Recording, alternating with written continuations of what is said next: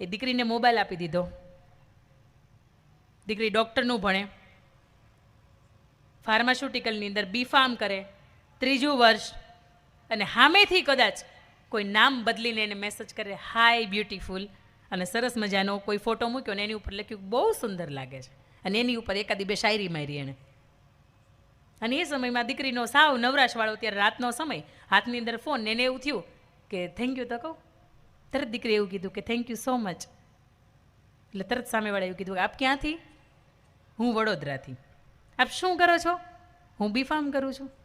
કઈ કોલેજમાં છો? અહીંયા. હું પણ B.Pharm કરું છું.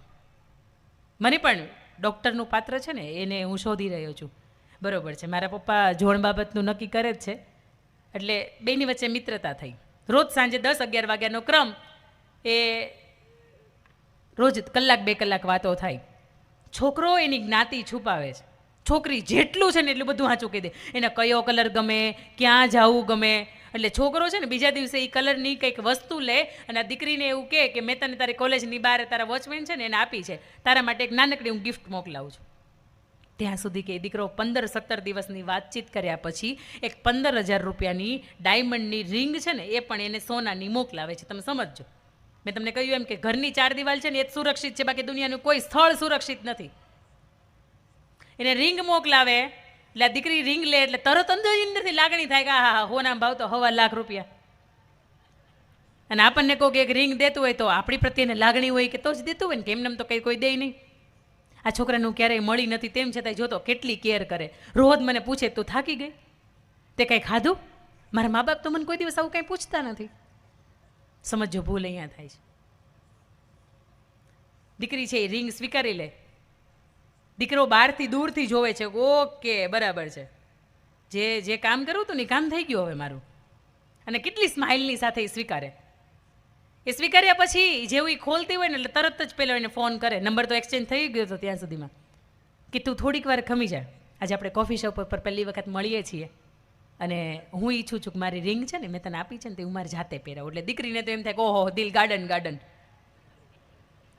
તમે સમજો, આ વાત તમે સાંભળો છો તોય તમને એમ થાય છે ને કે બરોબર છે, આ તો બહુ મજાની વાત ચાલે છે. તમે સમજવાનો અંત કે એટલો ગંદો આવે છે ને. એ 15,000ની કિંમતની અંદર એ દીકરીનું, મેં તમને કહ્યું એમ કે આ 10 રૂપિયાની હતી ને પહેલી 100 રૂપિયાની હતી, અને કોઈક એક્સચેન્જ કરવા આવ્યું, દીકરીની કિંમત કરોડોની અંદર હતી, કારણ કે એ ચરિત્રવાન દીકરી હતી, ઉજળા સમાજની દીકરી હતી. પણ એની વચ્ચે એ દીકરી 5 વાગે એની કોલેજથી છૂટે એટલે કેફેનું એડ્રેસ આવે, એ કેફે ઉપર એ મળે. એને પેલો છોકરો છે એક સરસ મજાના રૂપરંગની અંદર તૈયાર થઈને આવે, હજી પોતાની જ્ઞાતિ છુપાવે છે કે હું કઈ જ્ઞાતિમાંથી આવું છું.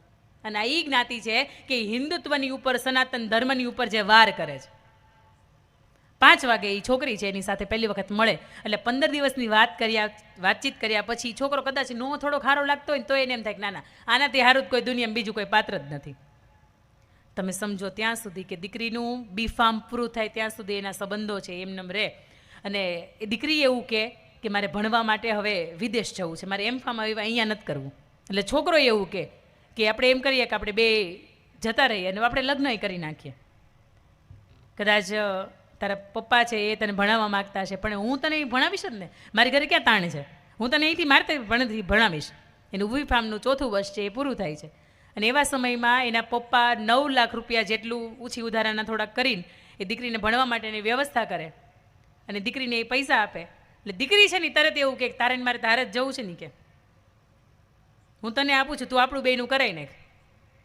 એને ટિકિટ કરાવી નાખે. એને વિદેશની યુનિવર્સિટીની અંદર ખોટું એડમિશન મળી ગયું છે, આવો ફેક લેટર એ દીકરી સુધી પહોંચાડી દે. અને પછી એમ કે આજની આપણી ફ્લાઇટ છે.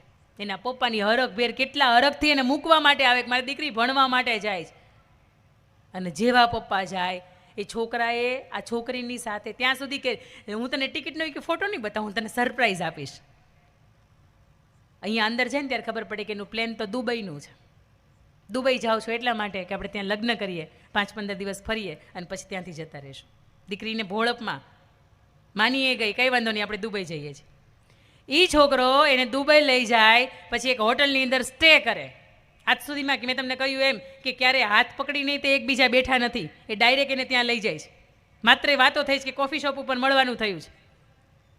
ત્યાં લઈ ગયા પછી એક હોટલની અંદર એ દીકરીને ઉતારો આપવામાં આવે ને એ છોકરો એવું કે અહીંયા મારા જાણીતા છે ને એ લગ્ન કરાવી આપે છે, હું એક વખત એમને મળતો આવું, મેં એને નીચે જ બોલાવ્યા છે. દીકરી તો કેટલી કોડ ભેર કે મારા લગ્ન થાય હું મારા પપ્પાને એમ કહી દઈશ કે પપ્પા એ છોકરો ગમતો હતો અને મારે હારે જ છે, અને એવી કોઈ જ્ઞાતિ નથી કે તમને તકલીફ થાય, એ સારી જ જ્ઞાતિ છે એટલે તમે મારા લગ્ન પછી હવે કરાવી દો ને, કારણ કે અમે કોર્ટ મેરેજ તો કરી લીધા છે.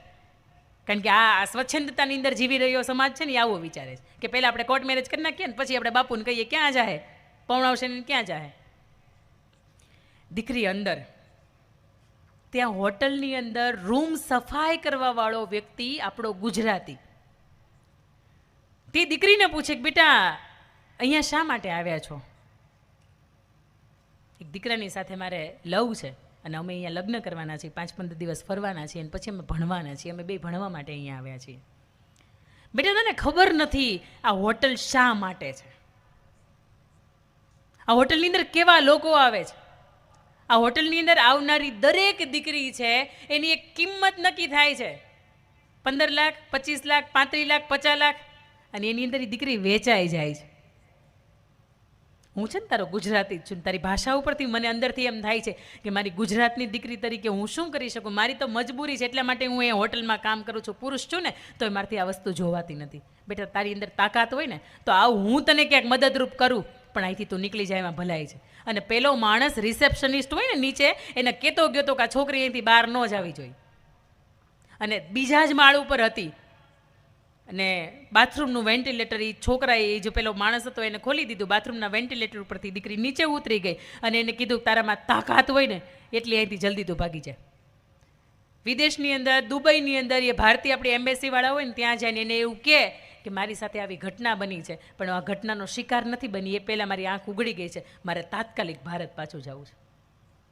આપણી ભારતીય સરકાર છે એમની ત્યાંની એસએમબી એ મદદરૂપ થાય છે, દીકરી અહીંયા પાછી આવે છે અને ડાયરેક્ટ ઘરે જાય ને સાહેબ, એના પપ્પાને એ કદાચ આખી જિંદગીમાં નહીં ભેટીને રડી હોય ને એટલું રડવા લાગે છે ને એવું કહે છે કે પપ્પા મને ખબર નથી કે મારથી મોટી હું ભૂલ થઈ ગઈ, આ એક ઇન્સ્ટાગ્રામ મારી આખી જિંદગીની પથારી ફેરવી નાખત નહીં, મને નહોતી ખબર, પણ કદાચ એ મા કુળદેવીની કદાચ દયા હશે કે મા ઈશ્વરની મારી ઉપર કૃપા હશે, અને કદાચ તમારા મા બાપના સંસ્કારો કે તમે આખી જિંદગી માથું ઊંચું રાખીને આવેલા છો અને તમારી કેટલી હાથ પેઢીના પૂન પાછા હશે ને એટલા માટે હું અહીં પાછું આવી શકી. પપ્પા હું 50 લાખમાં વેચાઈ ગઈ હોત મને ખબર નહોતી. અને આખી ઘટના જ્યારે કહે છે ને ત્યારે બાપને એમ થાય છે કે હા. અને એક સંમેલન જવાનું હતું ને મારે, એની અંદર આ દીકરી પણ હાજર હતી અને એને ખુદ એના મુખેથી મને વાત કરી છે કે બેન તમે ક્યારે પણ દીકરીઓને વાત થતી હોય ને તો ક્યારેક આ વાત કરજો કે મારા જીવનની અંદર હું આવા મોતના મુખમાંથી થઈને પાછી આવી છું કે આ ઇન્સ્ટાગ્રામ નામના આ વોટ્સઅપ આવે છે કે આ ફેસબુક આવે છે, આ સોશિયલ મીડિયા તમને ક્યાંના ક્યાં ઉઠાવી જાય. તમને એમ થાય કે મારી દીકરી તો ડૉક્ટરનું ભણે છે, એને કંઈ થોડું કોઈ પટાવીને જાય, પણ તમે અમુક ઘટનાઓ સાંભળો ને તો તમારા રૂવાડા ઊભા થઈ જાય કે આવું આપણી દીકરીઓ સાથે બને છે. કદાચ દુનિયામાં બને તો હજી એ પોસાય, પણ આપણા આંગણે આપણા સમાજની અંદર ને આપણા પરિવાર એની અંદરથી બાકાત રહી જાય ને બસ જગ જીતી ગયા. ખાસ કરીને મારી દીકરીઓ અહીં બેઠી છે ને તો દીકરી ઉપર હું ભાર મૂક્યો કે દીકરી કેવી હોય. અને બીજી મારે એક દીકરીના ચારિત્ર્યની વાત કરવી છે કે સૌરાષ્ટ્રની અંદર મારું પિયર હમણાં વાત કરી કે ધારગણી ગામ, ધારગણીની બાજુમાં એક લાખાપાદર ગામ, અને લાખાપાદર ગામની અંદર લાખાપાદર ગામનો ધણી લાખાવાળો એનો સરપંચ, એની દીકરી 14 વર્ષની હીરબાઈ વાળા. આજે પણ જ્યારે તમે ગામની આસપાસ જાઓ ને તો તમને એની અંદર ખાંભીઓ ખોડેલી જોવા મળે. એ 12-14 વર્ષની દીકરી અને લાખાવાળાને અને આસપાસનો એક આપા દેવાત નામનો એક ખૂંખાર બારવટીયો એની સાથે વેર બંધાણું, અને આપા દેવાતે એવું કીધું કે લાખાવાળા તું જોઈ લેજે, જે દિવસે સમય આવ્યો ને તે દિવસે તારા ગામને હું વિફરોળી નાખીશ, જીવતા નહીં મૂકું કોઈને અને બધુંય લૂંટી જશે. લાખાવાળો આ બીકથી ક્યાંય જાય નહીં, અને એક વખત કોઈનું મરણ થઈ ગયું ને એમાં જવું જ પડે એવું હતું, ઘરની અંદર બાપ દીકરી બે રહે, અને લાખાવાળો ગયો અને પાછળથી આપા દેવાતને ખબર પડી કે અહીંયા લાખાવાળો હાજર નથી, ચડાઈ કરો.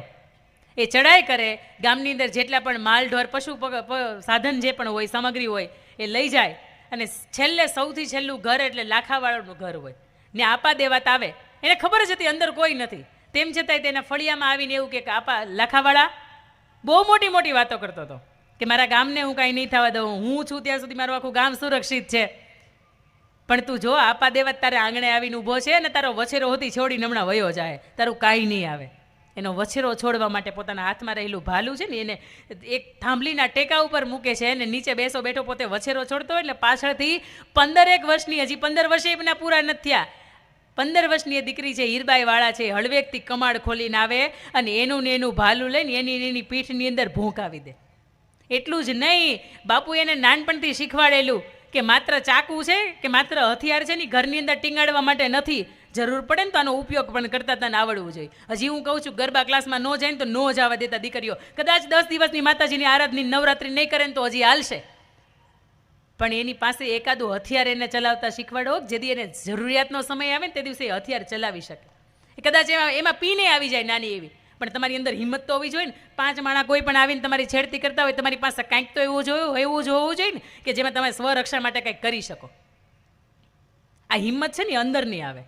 આ ટાઢિયો તાવ કેમ અંદરથી આવે, અને જેમ અંદરની હિંમત છે ને એ અંદરથી આવે. એ દીકરી છે એને મારી નાખે. એટલું જ નહીં, બાપુની અંદરથી 2 તલવાર ટીંગાતી હતી, એમાંથી એક તલવાર લઈને આવે, એના કટકા કરે, આપા દેવાતના, એની ગાહડીમાં બાંધે અને રૂમની અંદર માલિપા કમાડ બંધ કરીને મૂકી આવે ને વાટ જોઈને બેઠી હોય કે હવે મારા બાપુ ક્યારે આવે. હું એને કહું, હાંજ પડે, લાખાવાળાને ખબર પડે કે આવ ઘટના મારા ગામની અંદર ઘટી ગઈ છે. ભાગતો દોડતો હાંફતો આવતો એક મારી દીકરી નાની છે, એનું શું થયું હશે? આવે દીકરી થાંભલીને કોર ઉપર બેઠી હોય, બાપુ તમે આવી ગયા? હા બેટા આવી ગયો. પણ તને કાંઈ નથી થયું ને? એને માથા ઉપર હાથ ફેરવે, એને વાલ કરે કે તારી માની હાજરી નથી ને મને એમ થયું તને એકલો મૂકીને વયો ગયો, મારે તને હારે લઈ જાવી હતી. નહીં બાપુ, આખું ગામ લૂંટનારો વ્યક્તિ છે ને, મને ખબર નથી કોણ છે, કોણ આવ્યા હતા, પણ ફળિયામાં ઊભો રહીને એક માણસ એવું બોલતો હતો કે લાખાવાળા તારી પાસે તાકાત નથી તું તારા ગામને બચાવીએ, કે બાપુ તમે આખી જિંદગી ગામ માટે ખર્ચી નાખી છે અને તમારી વિરુદ્ધમાં બોલતો હતો ને, મેન પતાવી દીધો છે ને જવા નથી દીધો. આવું હું તમને એની અંદર બતાવું છું. એક કમાડ ખોલે છે અને અંદર લઈ જાય છે અને અંદર એને બતાવે છે. એનું મોઢું જોઈને આ રાખાવાળાના પરસેવા છૂટી જાય. બેટા તને ખબર છે આ કોણ છે? ના બાપુ નથી ઓળખતી કોણ છે. આ ખૂંખાર બારવટીઓ જેને આખું ગુજરાત ગોતે છે, આ ઈ વ્યક્તિ છે ને એને ત્યાં મારી નાખ્યો. હા બાપુ તમારી વિરુદ્ધમાં બોલતો હતો એટલે મેં જવા ન દેવાય મારાથી. અને તે દિવસે લાખાવાળાએ 15 વર્ષની દીકરી હીરબાઈ વાળાને માથા ઉપર હાથ રાખીને એવું કીધું હતું કે બેટા મને હવે ખબર પડી, આખી દુનિયા ભલે આખું ગામ મને એમ કહેતું હોય કે મારે ઘેરે દીકરી છે, પણ તે સાબિત કરીને બતાવ્યું કે મારે ઘેર દીકરો છે. સાહેબ આ દીકરીઓ છે કે બાપની વિરુદ્ધમાં કે સમાજની વિરુદ્ધમાં ખાનદાનની વિરુદ્ધમાં બોલે ને તો એ સાંભળી ન લે, સામેવાળાને ઊભા હળગાવી દે. અને આ હિંમત તમારી મારી અંદર હોવી જ જોઈએ. એક વક્તા તરીકે મેં તમને કહ્યું એમ તો આજ મારા હસબન્ડ મારી હારે આવ્યા છે, બહુ ઓછા હોય મારી સાથે. રાતનો કાર્યક્રમ પતાવીને મારે જે પણ જગ્યાએ હોય ત્યાંથી જવાનું થતું હોય, મને એવી ઘટનાઓ બનતી હોય. મને મારા પર્સની અંદર છે ને હું મેકઅપ કે લાલી લિપસ્ટિક ક્યારેય નથી રાખતી. તમે જોયું હશે મેં લિપસ્ટિક નથી કરતી ક્યારેય, તમે જોયું હશે હું નેલ પોલિશ નથી કરતી. બેની જગ્યા હું કામ એને રોકવી ભાઈ? પણ મારું પર્સ ખોલો ને તો અંદર તમને સરસ મજાનું અંજાર, મારે લગભગ ભુજ બાજુના કાર્યક્રમોની અંદર વર્ષમાં 8 વખત જવાનું થાય. અને હવે તો એ દુકાનવાળો ઓળખી ગયો છે, હું ત્યાં જાઉં એટલે તરત જ મને 8-10 અંજારના ચાકા બહુ સરસ મળે અને એ પેનવાળા મળે. તમને એમ લાગે કે મેં પેન અહીંયા રાખીશ, પણ ખરેખર હું એને ખોલું તો અંદરથી ચાકુ હોય. અને 2 વખત એનો ઉપયોગ કરવોય પડ્યો છે. આ મંચ ઉપરથી બહુ ઓછું કહેવાનું થાય, પણ મારે તમને એના માધ્યમથી એ જ કહેવું છે કે હથિયાર એકાદું હાથ વગું રાખજો, જેનાથી અમારા સુરતની અંદર ગ્રીષ્મા વેકરિયાની હત્યાકાંડ જે બન્યો ને, સામે મા બાપ ઊભા હતા તેમ છતાંય દીકરાએ ગળું વાઢી નાખ્યું. આવી ઘટના આપણી યાર ન બને. બસ એકાદી કરાટેની ટ્રેનિંગ લેજો કે સામેવાળો કદાચ કોઈક આપણને ઝઘડી લે છે ને તો એનાથી છૂટાય કેમ, કયા અંગ ઉપર એને વાર કરીએ તો આપણે આસાનીથી છૂટી શકીએ. મેં તમને વાત કરી, દીકરીઓ આવી હોય ને તો એને એમ કહેવાય કે મારી ઘેરે લક્ષ્મીનો અવતાર, મારી ઘેરે માં અરબુદાનો અવતાર, મારી ઘેરમાં મોગલનો અવતાર, મારી ઘેરમાં ખોડિયારનો અવતાર. એને જોવું જ્યારે માં મોગલ દેખાય, માં ખોડિયાર દેખાય, માં અંબિકા દેખાય. પણ એ ત્યારે દીકરીઓ જ્યારે આવી હોય ને ત્યારે મેં તમને કહ્યું એમ કે પણ પહેલાના સમયમાં લગ્ન થતા ને તો એવા સરસ મજાના ગીત ગવાતા, ઢોલીડા તો ઢબુક્યા લાડી ચાલો આપણે ઘેર રે. અને દીકરી એવું કહેતી, ઊભા રહ્યો તો માંગુ મારા દાદા પાસે શીખ રે. તમે થોડીક વાર કે ઊભા રહ્યો ને તો મારા દાદા પાસેથી 2-4 શિખામણો લેતી આવું. પણ આજની દીકરી સમજદાર છે, હોશિયાર છે, સરસ મજાનું એને પોતાના નિર્ણયો લેતા આવડે છે. પણ આપણો સમાજની અંદર, આપણે સમાજની અંદર રહીએ ને તો આપણા રીતિ રિવાજો, આપણી પરંપરા, આપણી ઘરનો વ્યવહાર બધો આપણે જાણતા હોય. પણ જ્યારે સમાજ છૂટે ને ત્યારે ઘણું બધું છૂટતું હોય. લોકોને જે જોવાની તમારી પ્રત્યેની નજર તો બદલાઈ જાય. ભલામણા તમારા મા બાપ માથું ઊંચું રાખીને જે જીવે છે ને એની સામે જોવાની નજર બદલાઈ જાય. તરત એમ થાય આ મા બાપ એને કાંઈ નહીં કીધું હોય, પણ એને બહુ ટોક્યા હતા, બહુ રોક્યા હતા, પણ ભગવાને લખ્યું હશે કદાચ એટલા માટે આ પગલું ભર્યું. બાકી મારી દીકરી આ પગલું ભરે નહીં. મેં તમને દીકરી ચરિત્રની ઘણી બધી વાતો કરી. આના માધ્યમથી મારે તમને એ જ કહેવું છે કે જ્યારે પણ તમારા જીવન વિશેનો વિચાર કરો ને, એક વખત આ મા બાપનો રાજીપો છે કે નહીં, મારા વડીલોનો રાજીપો છે કે નહીં, બસ આ જોજો. ભાવનગરની અંદર ઝીણાભાઈ ભરવાડને ઘેરે સરસ મજાનો પ્રસંગ હતો. દીકરાને દીકરીનો બેયનો પ્રસંગ હતો. દીકરો છે એને બીજા દિવસે જાન જવાની હતી. દીકરીની એક બાજુથી મંડપમાં વિધિઓ ચાલતી હતી, એક બાજુથી ઢોલ ઢબકતો હતો, એક બાજુથી જાન આવતી હતી. અને એ જ સમયમાં દીકરી હેતલબેનનું પ્રાણ પંખીડું ઉડી જાય. જે નવોઢાના રૂપની અંદર દુલ્હન થઈને તૈયાર બેઠી છે, જેને પરણવાનું છે, એ સ્ત્રી છે, એ દીકરી છે, એનું મૃત્યુ થઈ જાય. ઝીણાભાઈ ભરવાડ અને 2-5 ગામના જે પંચ હોય ને ભેગા થઈને એવું નક્કી કરે કે જાનને આંગણેથી પાછી તમે એમને ખાલી હાથે જવા દો ને તો એને અપશુકન કહેવાય. મારી નાની દીકરી છે ને, હું એવો નિર્ણય કરું છું, કાળિયા ઠાકરને જે કરવું તે કર્યું, પણ હું મારી નાની દીકરી છે ને એને પરણાવું છું. અને તે દિવસે નાની દીકરીને જ્યારે પીઠી જોડાણીને એને જ્યારે તૈયાર કરીને ત્યારે 5 બહેનપણીઓએ કીધું હતું કે એને કહેતો ખરા કે મને એ પાત્ર ગમે છે કે નહીં, મને ઘર પરિવાર ગમે જ નહીં, આજ સુધી જેને જી કીધા છે, કાલે હવારમાં તારા પતિ થાય, તને એને ફાવશે કે નહીં, તો કે. અને 2023ની અંદર બનેલો, 2025 જ થઈ છે, 2022-23માં બનેલો આ ઘટના હું તમને કહું છું. ત્યારે એ દીકરી એવું કીધું હતું, મારા બાપુએ જે નિર્ણય કર્યો ને એમાં મારે હાજ પાડવાની હોય. તમે સમજો કરે, આખી જિંદગીની કુરબાની દઈ દે. અને તેથી એ દીકરીએ કીધું હતું કે મારા બાપુએ માત્ર મારી પાસે જીવન માંગી લીધું, કદાચ પ્રાણ પણ માંગી લીધો હોત ને તો એ હું આપી જ દેત. કારણ કે મારી બેન માટે એને વિચાર્યું હતું ને તો સારું જ વિચાર્યું હોત. હવે મારે હા કે ના ન કહેવાનું હોય, મારા બાપના નિર્ણય મારે સ્વીકારી લેવાનું હોય. સાહેબ, આવી દીકરીઓ હોય ને એને ખરા આજની અંદર દીકરીઓ કહેવાય. અને તો તમે કે હું કલેટીઓની અંદર કે રિંગટોનની અંદર રાખીએ ને કે મારે ઘરે લક્ષ્મી ન અવતાર, મારી ઘરે દીકરી ન અવતાર, તો એ સાર્થક. બાકી તમને એમ થાય કે આની કરતાં તમે પથ્થરને જન્મ આપ્યો હોત અને આ 22-25 વર્ષે મારે આ દિવસ જોવો પડ્યો, એની કરતાં મેં તને જન્મ જ ન આપ્યો હોય. આવા નિહાકા લઈને જિંદગીમાં એક ખૂણે સુખી થવાતું ન થવાય. તમને એમ થાય કે હારું બહુ સારું છે, ખાનદાન બહુ સારું છે, પણ જેમાં મા બાપનો અને વડીલોનો આશીર્વાદ નથી, જેમાં રાજીપો નથી, કે જે ઘરનું આંગણું તમે છોડ્યું છે ને એનો માથા ઉપર હાથ નથી મૂકાણો, એ કયા ઠેકાણે તમે શાંતિથી બેસી શકો. તમારો જીવ ઉકળતો હોય, તમારો આત્મા તમને ના જ પાડતો હોય, પણ આ શરીર છે ને ક્યાંક પ્રલોભની અંદર આવી ગયું હોય.